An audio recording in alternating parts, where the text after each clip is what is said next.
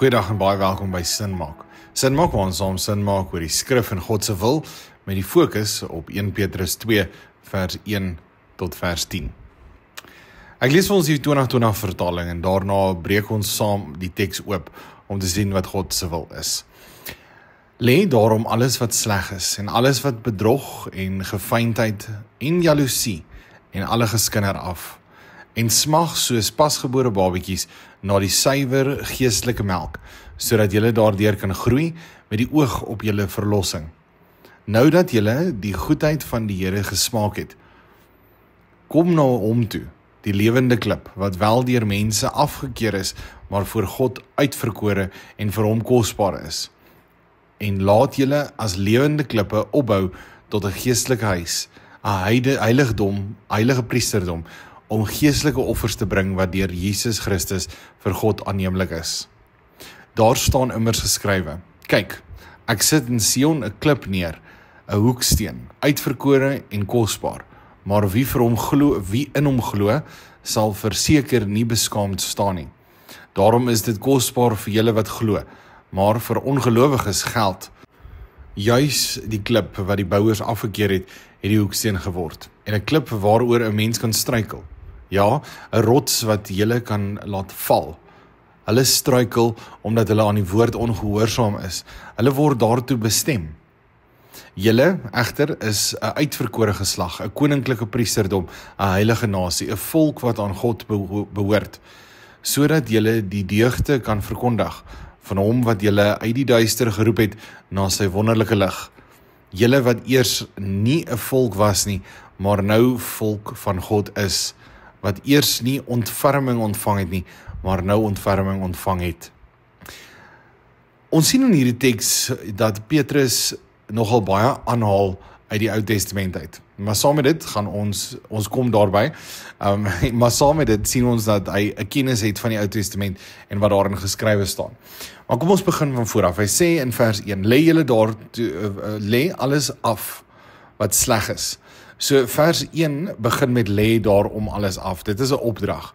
Ons moet neersit. Dit is nie net ons lê om 'n bietjie eiltjie te knip en ons gaan later weer opstaan en verder werk daar nie. Hy sê glad nie. Hy sê lê dit af.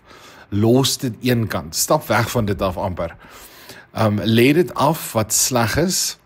So alles wat nie goed is nie. Dis nou natuurlik sonde, vir verkeerde begeertes, verkeerde gedagtes ensovoorts.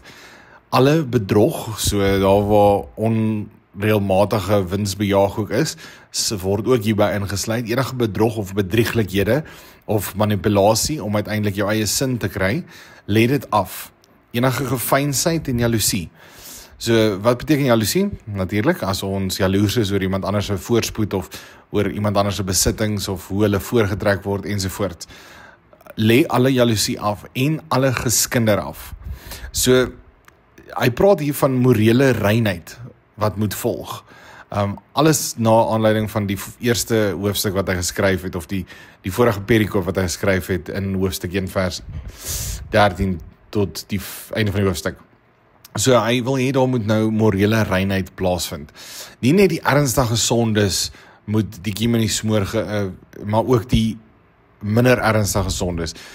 Dit klink nou baie snaaks om te sê minder ernstig, want sonde is sonde is sonde is sonde. Daar is nie so iets soos 'n klein sonde en 'n groot sonde nie. Maar alles wat nie in lyn is met God se wil nie, maar nou noem hy hier spesifiek goedertjies wat amper soos gewoonte sondes is, wat ons baie maklik eerder doen. Soos geskinder, jaloesie ensovoort. Nou hy sê, lê dit af. Hoekom lyk die 5 goed by ons as ons kyk in ons eie lewe vandag? Dit lyk soos wanneer iemand vir jou sê, het jy gehoor van so en so. Ek wil nou nie skinder nie, of ek is nie een vir skinder nie, maar hoor gou hier. En wanneer ons jaloers is op ander mense se sukses, en dit het eintlik niks met ons te doen nie. Wanneer ons jaloers raak daarop. Dan gaan hy oor in vers 2 en hy sê, saam met dit wat ons nou afgelê het, moet ons ook smag, soos pasgebore babas, na suiwer geestelike melk. So, daar's 2 goeders wat ons moet doen. Ons moet eerstens dit aflê en dan moet ons smag, soos pasgebore babas. Nou, in hierdie vers 2 spesifiek, sien ons pasgebore babas smag na melk. So dit is so amper soos 'n onophoudelike soeke, ek wil hê, onversadigbaar, geef vir my nog. En dit is hoe ons moet omgaan ook met die woord, die woord wat daadwerklik ons laat groei. En dan sê hy dit ook daar, sodat julle daardeur kan groei, met die oog op die verlossing. So, hierdie geestelike melk, hierdie suiwer geestelike melk, waarna ons moet smag, soos pasgebore babas, gaan uiteindelik ons help om te groei in ons verlossing, met die oog op julle verlossing. En so sal ons dan uiteindelik dit wat ons moet aflê, kan aflê, want ons smag en ons soek na die skoonheid, die waarheid van wat daadwerklik daar binne is. Vers 3. Vers 3 is 'n gevolg van die eerste 2. Nou dat julle die goedheid van God gesmaak het. So, ons lê dit af, ons smag na die goedheid van God. So die goedheid van God is geopenbaar en daarom moet ons die hele tyd daarna smag en soos 'n babietjie wil hê, ek wil nog hê, ek wil meer hê. En baie van ons beleef dit nie eers in ons eie lewe nie. Ons het Bybel gelees vandag, lekker, lysie is getiek. Maar baie van ons smag nie soos pasgebore babietjies na die kos nie, na wat die Here gedoen het nie. So wanneer ons daarna smag en wanneer ons dit eers ervaar het en beleef het, dan loop dit uiteindelik uit op die aflê van die sleg, die bedrog ensovoorts. So daar soos ons het iets geproe waarvan ons nie genoeg kan kry nie. En dan weet ons ook uiteindelik dat ons kan die sleg agterlaat. Kom na hom toe, die lewende klip. So nou gaan Petrus oor en hy gaan in vers 4 verduidelik ook wat hy in vers 6 en 7 verduidelik. Waar hy praat van Christus wat die fondasie is, die fundamentele deel is van die lewe van die kerk in God, in die Christelike lewe. En hy sê, kom na hom toe. Nou die hom is Christus, die lewende klip wat wel deur mense afgekeer is. Hoe is Christus afgekeer deur mense? As ons net dink aan die vervolging, aan die swaar kry, aan die lyding, aan die teenkanting wat hy die hele tyd gekry het. Maar Christus is uitverkore voor God. Hoekom is hy uitverkore vir God? Want dit is God se seun in wie hy ook 'n welbehae het, soos ons lees in Handelinge. Maar daar's nog 'n belangrike ding wat ons hierso sien. Christus is ook die eerste een wat uitgekies is en uitverkore is. Die eerste een wat opgestaan het uit die dood uit. En hoe kosbaar is dit nie ook nie. En dan sê hy vir ons dat laat julle as lewende klippe opbou tot 'n geestelike huis, 'n heilige priesterdom, om geestelik offers te bring wat deur Jesus Christus vir God aanneemlik is. So nou in vers 5 sien ons hoe ons dit moet doen. Ons doen dit deur Christus sodat dit aanneemlik kan wees vir God. Dit is nie deur 'n ander manier of 'n ander vorm of enige ander iets nie. Dit is deur Christus vir God sodat dit aanneemlik kan wees. Vers 6, daar staan immers in die skrif. So nou begin Petrus aanhaal. Die eerste aanhaling wat ons nou hier sal sien, kom ook spesifiek uit Psalm 118 uit, waar hy verwys na Christus as die klip, wat neergeplaas is op die hoeksteen, die uitverkore en kosbaarheid van Christus self.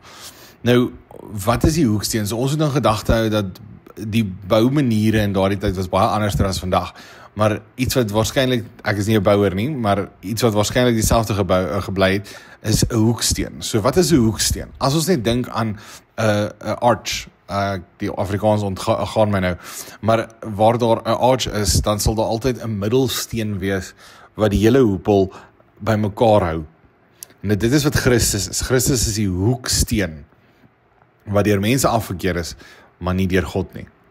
Dan gaan hy oor in vers 7, daarom is dit kosbaar vir julle wat glo, maar vir ongelowiges geld dan die volgende aanhaling wat hy gee. So nou haal hy aan uit Jesaja 28 vers 16 uit, en waar hy sê, Christus is die hoeksteen, maar die wat nie glo in Christus nie, hulle het 'n ander beloning. Hulle is nie dieselfde as die wat glo, wel in Christus nie. Vers 8, en 'n klip waaroor 'n mens kan struikel, ja, 'n rots wat jy kan laat val. Ons sien in hierdie vers, spesifiek na Matteus, waar so hy haal dit nie aan nie, maar dit is 'n verwysing wat ons sien in, nie Matteus, maar in Lukas 12 vers 51 tot 53, wat vir ons sê, dink julle dat ek gekom het om vrede op aarde te bring? Nee, ek sê vir julle, maar eerder verdeeldheid, want van nou af sal daar 5 in een huis wees wat verdeeld is, 3 teen 2 en 2 teen 3.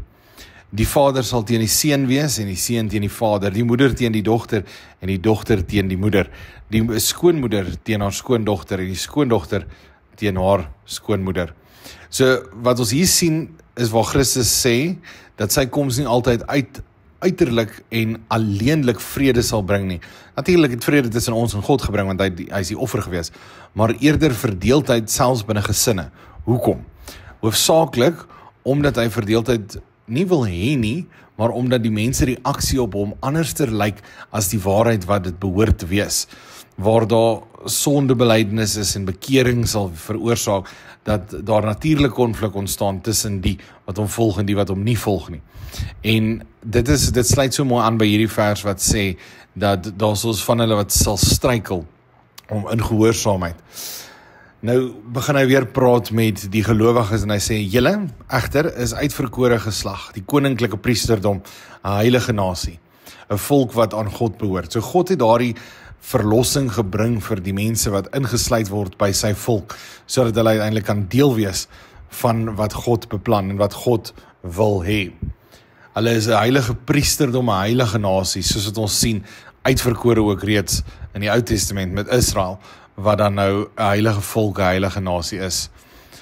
En dan sê hy hoekom? Sodat julle die deugdes kan verkondig van hom wat julle uit die duister geroep het na sy wonderlike lig. So die wonderlike lig waarna verwys word is natuurlik die evangelie, die verhouding met God en Christus.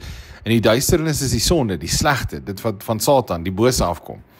En nou sê hy so dat God het ons uitgehaal uit die duisternis en gevat na die lig toe, sodat ons in die lig kan lewe, as 'n uitverkore geslag, 'n koninklike priesterdom, 'n heilige nasie.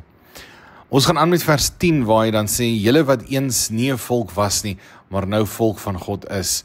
Nou hierdie is 'n aanhaling wat ook uitkom uit Hosea 2 vers 33, waar hy praat oor die heidene, wat nie deel is van die volk van God nie, en tog kom God en hy gee deur Christus ook verlossing vir die wat aanvanklik nie geglo het nie. En dan bewerk die Heilige Gees dit ook so dat hulle kan glo. En om eerlik te wees, ons het nie die ontferming ontvang wat God aanvanklik vir sy volk gewys het in die Ou Testament nie. Maar deur Christus het ons dit ontvang. En daarom kan ons ook bly wees en uitsien na dit wat God vir ons gee, as beloning in hierdie ontferming wat ons ook ontvang het. En met dit is dit die einde van vandag se Bybelstudie en sin maak. Mag elkeen van ons daadwerklik sin maak van die skrif en God se wil, sodat ons kan uitleef ook in ons eie lewe.